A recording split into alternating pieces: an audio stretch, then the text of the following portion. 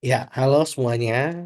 Selamat sore. Kenalin, nama saya Stefanus. Saya merupakan perwakilan dari tim Data Science dari marimempredictdata.com. Hari ini saya bertujuan untuk mempresentasikan proyek kami, yaitu Predictive Analytics for Customer Lifetime Value. Nah, sebelum kita masuk ke langkah-langkahnya apa aja, saya pengen jelasin dulu ke rekan-rekan semua, apa sih itu Customer Lifetime Value. Jadi, Customer Lifetime Value itu merupakan sebuah metrik ya, metrik yang dihitung untuk menghitung total nilai keuntungan yang dihasilkan sama pelanggan selama masa hubungan pelanggan tersebut dengan perusahaan. Jadi ini bisa dihitung ya. Lalu apa aja sih manfaat dari customer lifetime value ini?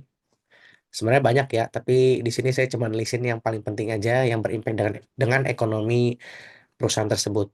Nah, yang pertama itu ada meningkatkan profitabilitas, efisiensi biaya operasional, dan pengoptimalan anggaran marketing.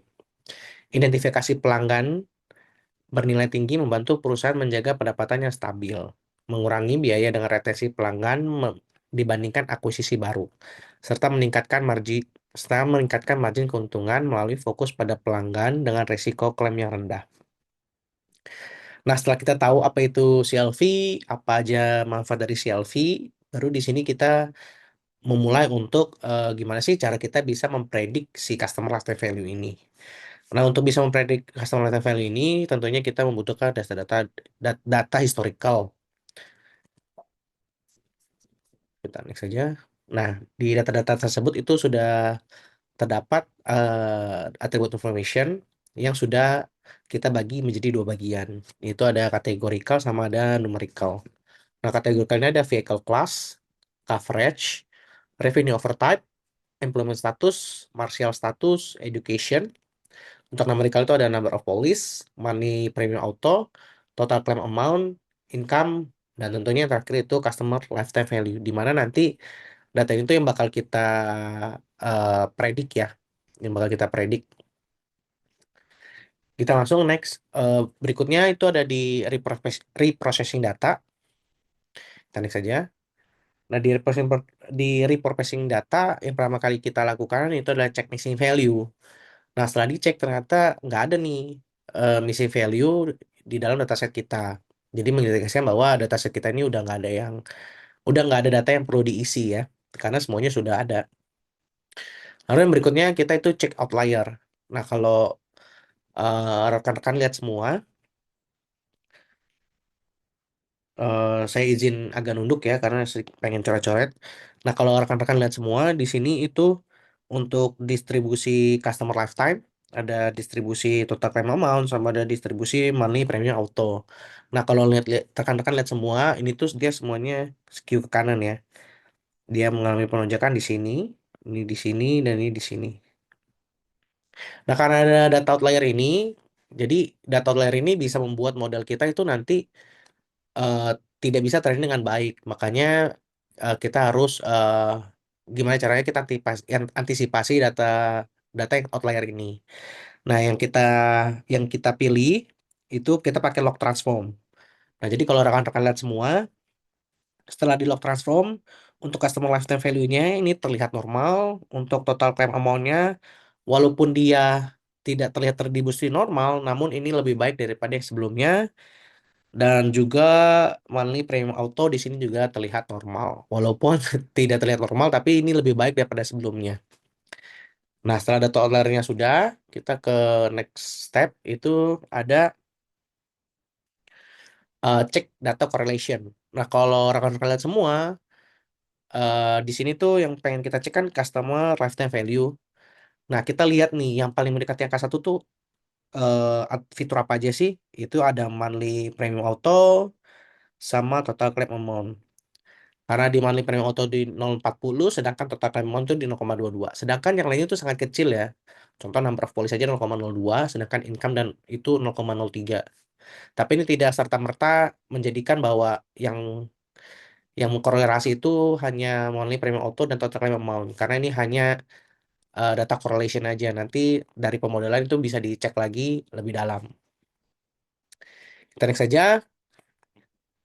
Lalu kita masuk ke part yang paling seru, yaitu di part modeling ya. Nah, di modeling ini eh, kita memutuskan untuk eh, memilih 5 model. Itu ada linear, KKN, decision tree, random forest, dan XGBoost. Nah, kalau rekan-rekan lihat semua, eh di random forest itu lihat ya, kalau kayak misalnya di MSE-nya itu dia paling kecil nih, 181 ya. Sorry, paling kecil itu ada RMSE paling kecil tuh ada KNN sama linear regression. Tapi kalau rekan-rekan lihat atau perhatikan itu di STD-nya tuh lumayan jauh ya, random forest dengan yang lain, dengan yang KKN atau linearnya. Ini lumayan jauh nih. Nah, sedangkan random forest RMSE-nya itu tidak berbeda jauh dengan linear sama KNN. Nah, kalau kita lihat ke mapenya, ini bisa dilihat nih sangat jauh sekali ya. Mapenya itu untuk random forest tuh di 0,005, sedangkan Lentera tuh 0,02 dan KNN Regis itu 0,03. Jadi bisa dibilang random forest itu yang paling baik, model yang paling baik waktu kita menjalankan tes ini. Nah, tapi selain random forest, yang menjadi menarik perhatian kita juga itu ada di SG regression nih. Bentar ya. Nah, di SG regression ini di mana RMSE-nya itu nggak beda jauh. Karena kan kalau lihat terus STD-nya juga nggak beda jauh dan yang MAPE juga nggak beda jauh. Nah, karena ada 2 model yang menurut kita itu oke nih untuk kita eh, bandingkan. Jadi akhirnya kita membandingkan 2 model ini nih. Ada Rena Forest sama sama XGBoost. Nah, setelah dibandingkan, ternyata hasilnya Rena Forest itu menunjukkan hasil yang lebih baik daripada XGBoost walaupun beda tipis ya untuk RMSE-nya ya kalau rekan-rekan lihat semua ya. Untuk mainnya ya oke lah, juga terlihat tipis. Tapi kalau rekan-rekan lihat semua, mappingnya tuh lumayan besar ya. Karena di sini tuh di 21%, sedangkan di sini 0,12 tuh berarti di 2%. Nah, sedangkan R square-nya juga nggak terlalu beda jauh sih. R square itu di SG Boost itu di 0,62, sedangkan Random Forest itu di 0,63. Nah, untuk R square itu semakin mendekati 1 itu berarti semakin bagus ya. Berarti di sini Random Forest secara data itu lebih menang daripada SG Boost. Akhirnya kita memilih model yang kita gunakan adalah Random Forest. Nah, setelah kita memilih Random Forest, next selanjutnya kita melakukan yang namanya hyperparameter tuning. Nah, kalau rekan-rekan lihat di sini, hasil tuning itu menunjukkan bahwa Random Forest itu mengalami peningkatan performa secara keseluruhan. Penurunan RMSE sebesar 6%. Ya, kalau rekan-rekan lihat semua di sini ada di 40-10, sedangkan di sini 37-31 itu sekitar 6%, menunjukkan kemampuan model yang lebih baik dalam mengurangi error kumulatif di sini nih. Mengurangi error kumulatif.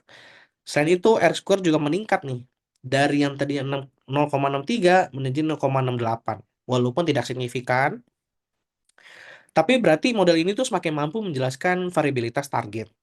Namun terdapat sedikit trade-off nih pada main nih. Kalau rekan-rekan lihat semua, ini mainnya nih naik nih, ya kan? Mainnya naik, serta kenaikan MAPE juga nih. MAPE juga naik nih dari 0,12 jadi 0,14.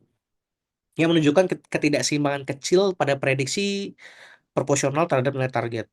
Tapi secara keseluruhan, model setelah dituning tetap lebih optimal karena mampu mengurangi apa tadi error kumulatif. Tetap mampu mengurangi error kumulatif, meningkatkan kemampuan menjelaskan variabilitas target karena tadi R square-nya meningkat. Oke, kita lanjut. Nah, setelah tadi kita tuning, akhirnya kita melakukan tes kepada data kita. Nah, setelah dilakukan tes, rekan-rekan bisa lihat semua ya, garis lurus ini merupakan, bentar ya, sorry. Nah, garis lurus ini merupakan actual customer lifetime value-nya, sedangkan yang titik-titik ini merupakan hasil predik kita. Nah, dari eh, grafik ini itu bisa disimpulkan sebenarnya rainforest kita menunjukkan performa yang baik loh dalam memprediksi customer lifetime value, terutama nilai rendah hingga sedang. Nah, kalau rekan-rekan bisa lihat semua ini di sini dan di sini itu terlihat mendekati garis diagonal. Namun, pada nilai CLV yang tinggi, produk prediksi menjadi lebih acak dengan adanya overestimation dan underestimation. Nah, kalau rekan-rekan di sini ada overestimation, ada underestimation. Nah, berdasarkan MAPE sebesar 14,42%, performa model ini tuh dapat diterima mengingat penelitian sebelumnya seperti Jeff Leka di tahun 2020 itu menunjukkan MAPE pada kisaran 15-30%, sedangkan model kita itu sebesar 14,42%. Model ini cocok untuk memprediksi customer lifetime value dengan rendah hingga sedang, namun memerlukan pendekatan tambahan untuk meningkatkan akurasi pada CLV yang tinggi. Kita lanjut.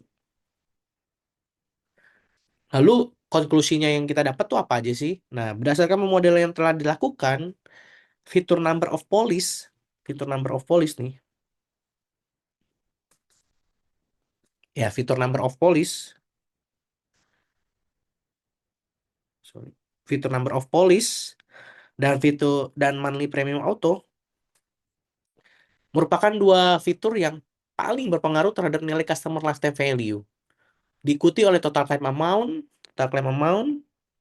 dan income, yang juga memberikan kontribusi signifikan terhadap customer lifetime value. Model telah dievaluasi menggunakan metrik RMSE, MAE, dan MAPE. Setelah dilakukan hypermeter tuning, nilai MAPE yang dihasilkan oleh Modern Forest adalah sekitar 14,42%. Menunjukkan bahwa rata-rata prediksi model ini memiliki penyimpangan di 14,2% dan nilai CLV yang aktual.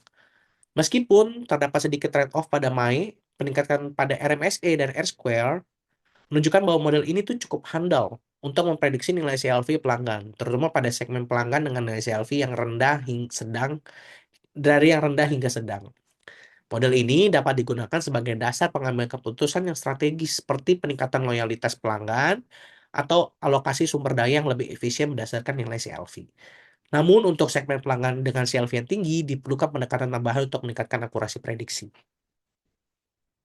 Nah, untuk recommendation-nya itu ada beberapa. Yang pertama untuk penggunaan modelnya. Model itu sangat cocok untuk merevisi selfie pelanggan dengan nilai rendah hingga sedang. Tapi untuk pelanggan nilai selfie tinggi, disarankan melakukan pendekatan tambahan seperti segmentasi pelanggan atau model khusus untuk kelompok tersebut. Improvisasi model. Menambahkan fitur baru yang relevan seperti frekuensi klaim, loyalitas pelanggan, atau durasi polis aktif. Dapat meningkatkan akurasi model. Melakukan A/B testing terhadap model yang telah dibuat untuk mengukur dampaknya pada strategi, pemasaran, atau retensi pelanggan. Langkah lanjutannya, insight dari A/B testing dapat digunakan untuk mengidentifikasi kelemahan model dan memberikan arahan untuk pengembangan lebih lanjut. Eh, Segitu aja, udah sampai di ujung presentasi. Thank you banget untuk rekan-rekan semuanya yang meluangkan waktunya untuk siang ini. Saya harap dari proyek ini rekan-rekan semua bisa mengerti maksud dan tujuan kita untuk bisa dapat memprediksi CLV. Terima kasih semuanya. Saya mohon pamit. Thank you.